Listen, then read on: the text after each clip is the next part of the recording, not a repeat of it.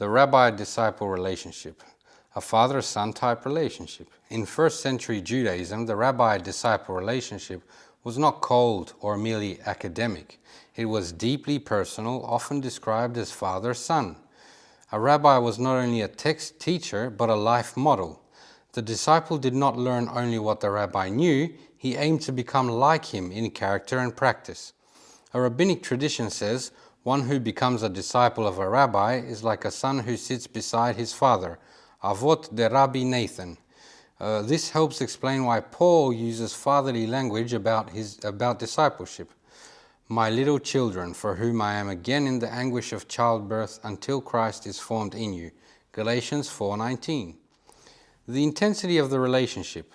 A genuine disciple devoted his whole life to his rabbi. Cover yourself with the dust of your rabbi's feet. Perkei Avot 1:4. In modern terms, the disciple was not a part-time student. He was a full-time imitator. To learn at someone's feet meant to submit fully to both teaching and example. Jesus and his disciple. When Jesus calls his disciples, he uses the cultural framework of the day, but he changes it and adapts it in grace.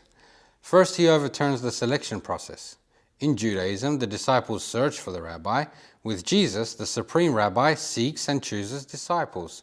Once again, you did not choose me, but I chose you. John 15:16. Then he calls the unqualified, fisherman, a tax collector, a zealot, men who likely never became Talmid in the formal rabbinic system.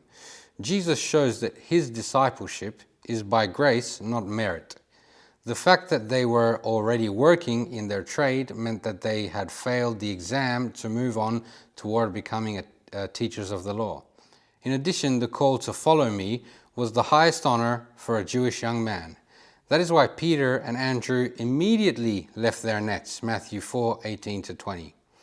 Edersheim notes that being called by a rabbi was the greatest distinction a young Jew could receive, and Jesus calling ordinary men displays remarkable grace.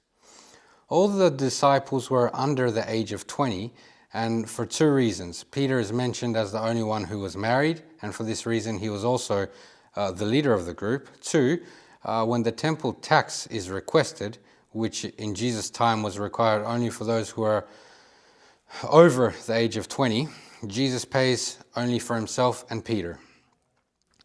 The practice of imitation. A disciple did not aim only to know what the rabbi knew, he aimed to be like him. Jesus summarized it in Luke 6:40.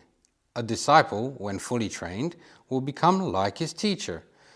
The heart of discipleship is imitation, not information. Many Christians today reduce discipleship to lessons. Scripture presents discipleship as character formation through closeness to the teacher.